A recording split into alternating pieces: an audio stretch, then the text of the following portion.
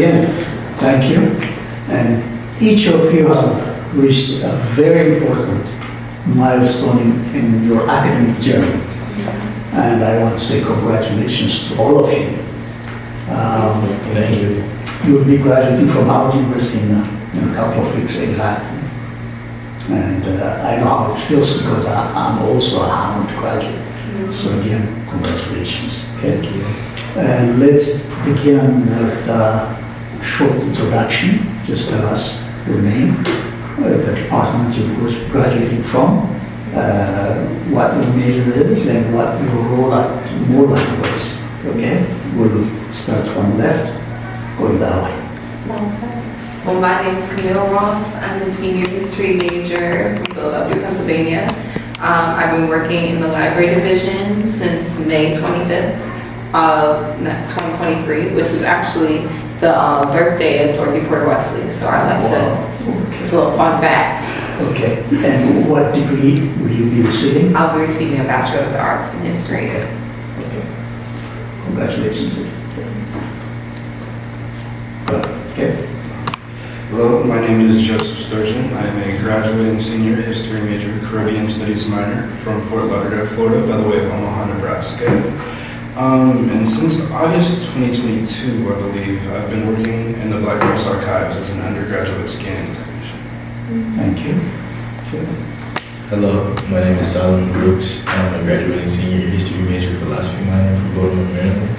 And since my junior year, I've been working as an administrative intern, and also we've got the chance to work on the Black Press Archives project as well. Thank you. Hi, my name is Michael Lockhart. I'm a senior political science major and philosophy minor from Newark, New Jersey. And I've been working at Black Press Archives since May 22nd, 2023, where I started working with newspaper inventory. And since then, I've been able to work with cataloging newspaper, as well as microfilm, as well as scanning. Thank you. How would you describe your experience at the Moorland-Spingarn Research Center while working with you?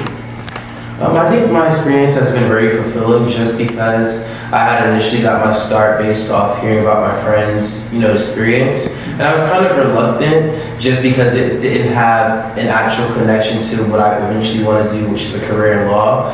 But after, working here, I quickly found out that it was much bigger than, any career path that I would be going on, just because preserving history, especially Black history and archives, is very important. So it's been a really good, experience being able to be part of such a project that I know is only going to continue to grow beyond, my time here.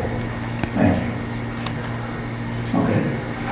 I would say that my experience was invigorating in terms of both career and existential possibility, in the sense that sort of uniquely I was able to interface with sort of the personal papers of and just really personal objects and belongings of some our sort of icons, from Sterling Brown to Amir Baraka, and that sort of showed me that there's not really a separation between sort of my reality and sort of the reality of my predecessors, that the same burning existential questions that sort of they might have had, or issues and topics that they might have been thinking about, they're still applicable today. And also sort of in the more pragmatic, career-minded aspect of things, just the possibilities of the research library and its sort of divisions and things associated with it. So I would say that it was both informative and very invigorating. Thank you.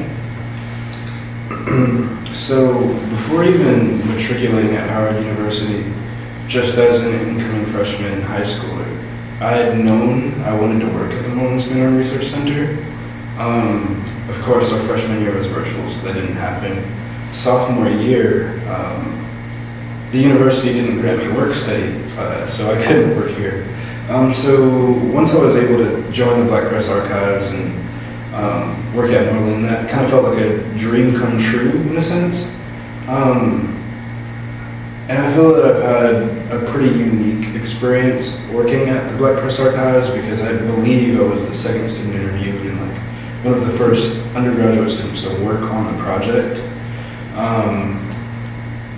And it was all just an initiation phase of sorts. So being on a project that was new, not well established, it kind of provided me and the rest of the staff the opportunity to sort out what the project would look like and how we were supposed to orient ourselves. So I think it gave me more problem solving skills than I think I would have had just coming into like, you know, a well-established project of like 80 years or something. So yeah, just that in general. I mean, of course, being surrounded by so much history, being able to read so much history through the Black Press Archives and newspapers has just been astonishing. And I'm very glad that I've had this experience over the past couple of years. I think even though I didn't know about the Moorland-Spingarn Research Center until 2020, I've always dreamed about working in a place like this in one way or another. I come from a very literate family, so I grew up with a lot of books around me. I have been a collector since, about 2015. And I've always been very precious about Black books and making sure that not only that I had access to them, but that other people could see that Black people have been writing about ourselves in a very intentional way since we had the tools to do it, which has been the entirety of history. So to really be able to start working at this place was the culmination of that dream. But it feels like every day that I work here, it feels like just a beginning step along the path of getting people to realize that our history is so much longer and more active than they'll ever give us credit for. But experience-wise, I agree with Jody that it gave me a lot of problem-solving skills on the fly because the staff is so sparse at the library division. However, I do really enjoy taking on that kind of active role in creating new policies and reinstating certain principles so that people behind me can really know how to best take advantage of this collection and also how to best protect it from those who would want to take it away from us. But yeah, it's been a joyful experience and it's been a learning experience I've been looking for this entire time. Thank you, thank you. Did working at the research center help you in any way as far as your studies are concerned or as far as any research project that you undertook? I would definitely say yes, it did help me in regards to my studies. Simply because I feel as though I went through a lot of different phases at Howard University where I came here, wanted to kind of follow the footsteps of Thurgood Marshall, go into public defending, and just during the pandemic and all of the police brutality happening, I felt as though maybe this isn't a career that I actually want to go into. It's very mentally draining, and I intentionally averted my eyes away from news and a lot of current events. And Solomon was saying, being able to get firsthand experience working, for example, on the Black Panther Party papers and seeing a lot of the issues that they were talking about still, taking place today, and not being able to shield my eyes away from it because it's my work now, kind of reinvigorated and reinstilled a fire in me. That's still, growing on the tail end of my time at Howard University, where I'm kind of grappling with understanding that the fight that I feel is so mentally draining was much more than, and kind of giving me that, I guess, inspiration in a way to continue to fight in whatever way I can, beyond Howard. So I would definitely say that experience is something I wouldn't have gotten anywhere else. Thank you. Anyone else? Yeah, I would definitely say that in an institutional setting that my experience in Moorland helped me as well. I would say that sort of in the way that any experience that entails reading and researching, like helps one become more literate and more heavily contextualized in whatever field or project that they're studying. I would say that I've even been able to use some of the research that I've done more than for papers that I've had for class. So I would say for sure that it helped me in institutional studies. Thank you. To put it blankly, I think the Moorland-Spingarn Research Center got me into grad school. So before even working at the Black Press Archives, I had been assisting in research for this Stanford PhD candidate named Matthew Randolph, who needed an undergraduate researcher to look at the Grimke archives. And it was through going through that archive, learning how to transcribe and integrate data, and sort of examine someone's writings and sort of try and contextualize them, that I came across an entire 35-page senior thesis project that I used for my writing sample. So yes, I would say Moorland-Spingarn Research Center has been instrumental in advancing my studies, actually, at least on an institutional level. Thank you. For me, I think I've become such a much more reliable resource for my peers and for myself. I feel like even when I'm not actively looking through the collection for a specific paper, just the polls that I do and being around researchers who are looking at specific things, that gives me such a wealth of context, so that whenever something comes up in class or whenever things come up in a research paper, I feel so much more well equipped to speak on them and to give people the resources so that they can follow the path that I followed. But yeah, I use Moorland information all the time, and I'm finding more and more each day. And in the library division specifically, there are so many resources on how to properly cite and who to look for that are so vital. And I feel once we get a full handle of those, the world is our oyster. Thank you. This is again for all of you. Is there a standout moment or a unique event connected to your time at the research center? It could be someone's visit, it could be anything. It could be even discovering a new material. An event that made you say, wow. I mean, just now, I came from a research appointment in the library division. So there's this one dude who sells books up on 14th Street by the Columbia Heights train station. And for the past 2-3 years, I've been going up to him and buying in bulk. When I was working at a restaurant, I would come out with $100+ and spend it all on books from him.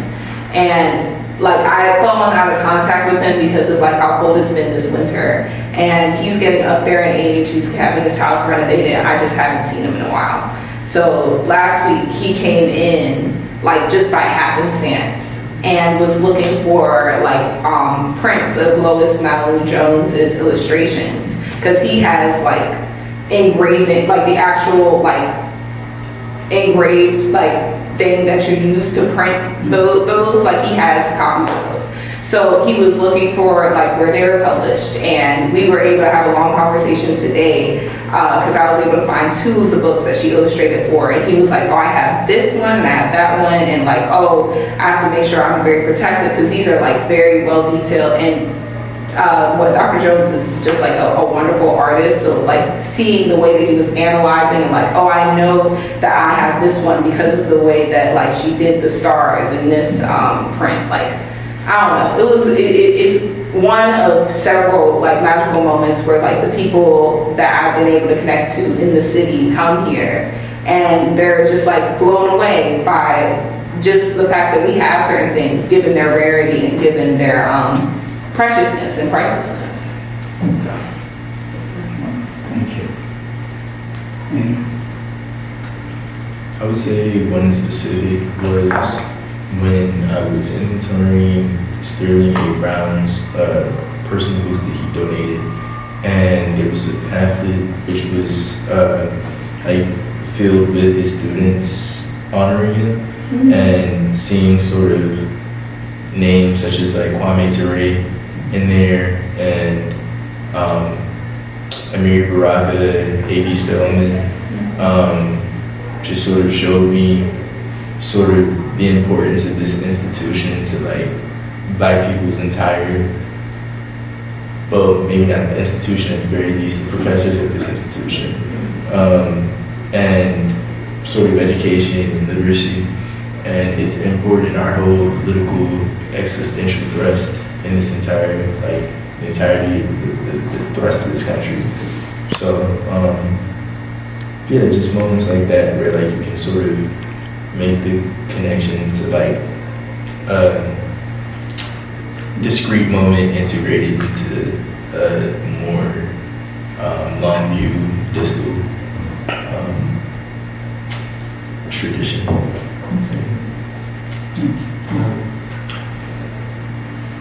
I'm going to preface this with, I was trying to tailor my answer in a way that wasn't political, quote unquote, but I feel like Black Press Archives and its existence, Moorland-Spingarn Research Center and its existence is a political body, even though it isn't, just because I feel like there's kind of this movement to do away with our history.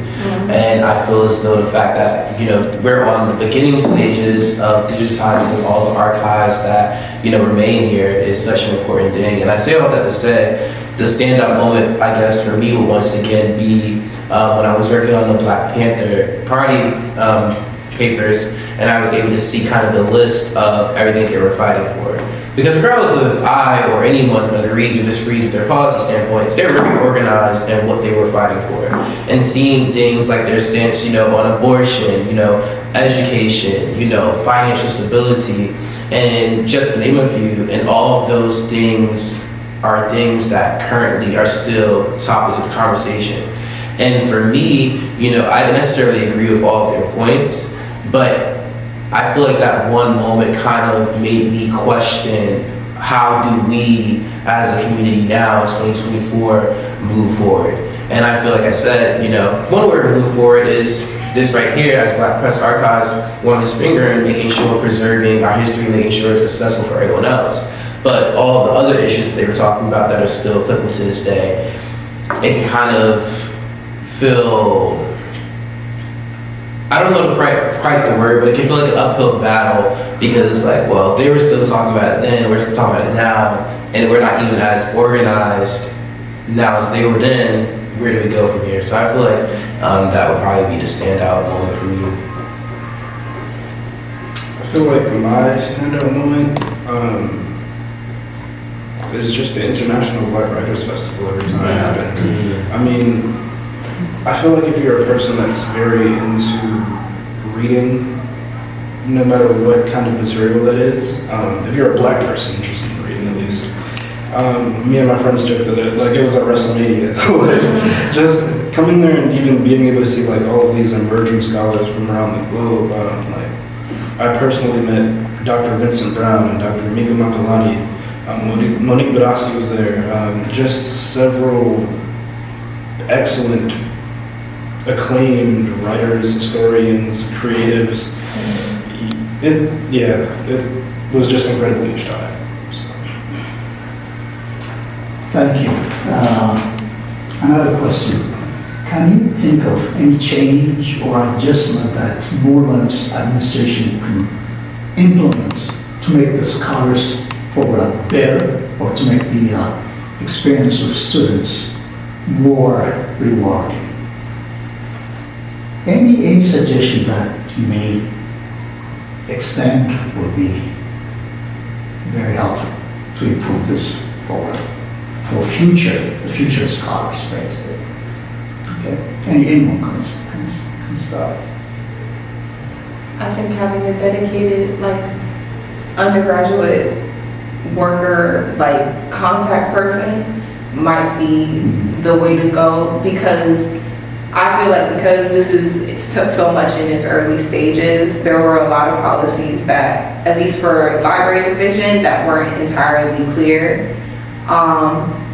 A lot of the learning I've had to do on my own and like by context and by like responding to researchers in real time. And I feel like if there would, and also on the just logistical side of like getting onboarded and with payroll and everything, having somebody who is versed in those processes specifically, that is not overburdened with like the specific responsibilities of having to run an entire division, I think would take a load off of your supervisors to provide that more intentional, personalized training, but also provide a space for students to go when they have questions about like, oh, what is FICA about? Or how do I enter my time on Workday? Or how do I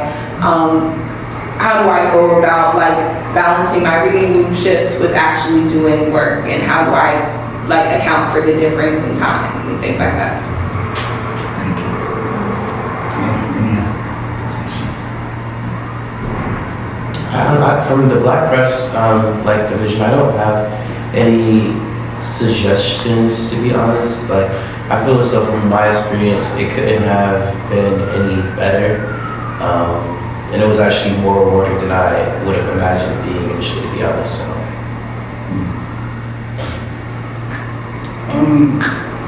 This might be something that would make it more enriching for the students, but I think it would be interesting and just cool if, like, for every new scholar initiated into the program, right, maybe not end of the year, maybe at the end of their senior year, and have like capstones to finish with, like instituting a personal project related to Moorland for just a student to complete just any sort of project if they're choosing. I think that would give students a way to engage with the sub-repository beyond even their work duties in a way that they might be able to take with them forever. Yeah. Thank you. I would say maybe more integration or partnership with other research institutions or sort of entities to show maybe students like a tangible sort of network and like what the archival world is really up to. Yeah, and a lot of careers are based off of those relationships anyway. So if you plan on being in archives, if you plan on being in librarianship, you have to have those connections, or it's a lot more helpful than making through a master's program when you do have those connections. And maybe also like sort of perhaps some like general professional mentoring, like for entering the professional world generally, because I know like sort of all students might not need that, but certain students might need extra support and say like, how do I make a LinkedIn? Or how exactly, what are some networking strategies? Just little things like that that make people better professionals. So. Thank you. You told us, and you really articulated your views of Moorland and your experience here. If you were to use one word to describe the research center, what would it be? I know it's a cliche, but just tell me how you would describe Moorland-Spingarn Research Center. Transcendent.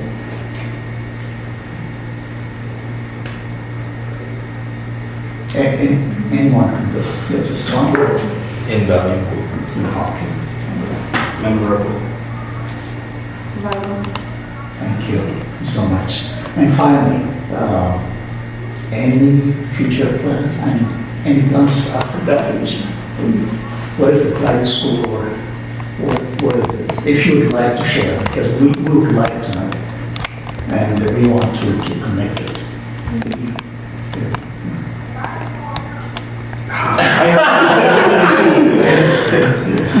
Okay, so beginning in fall 2024, I will be enrolling in Yale University's PhD program in history. Congratulations. I intend on pursuing a degree in library sciences, either from Rutgers or Queens College in New York.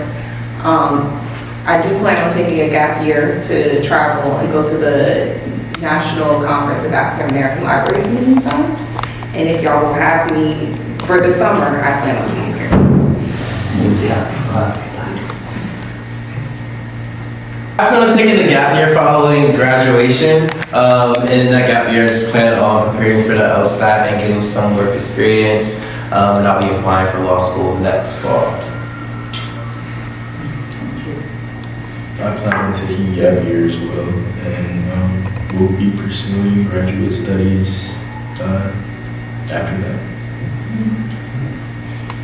Thank you, and really this session has shown us how sharp our students are and how impressive you all are. And really, it was wonderful speaking to each of you and working with you. And I wish you luck in everything you do. And I know you'll be very successful and we'll hear from you doing great things. So thank you. Thank you.